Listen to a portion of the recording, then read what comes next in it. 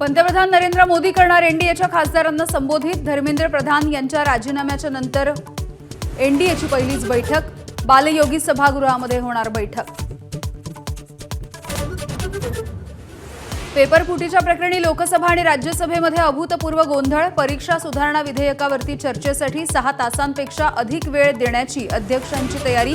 विरोधकांच्या गोंधळामुळे दोन्ही सभागृह 5 वाजेपर्यंत तहकूब।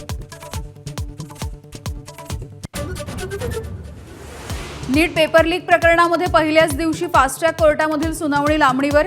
सीबीआयकडून वकील गैरहजर। वकिलाच्या नियुक्तीचे आदेश। पुढील सुनावणी 3 ऑगस्टला। यंदाच्या आषाढी वारीला पंढरपूरमध्ये महाविक्रमी गर्दी।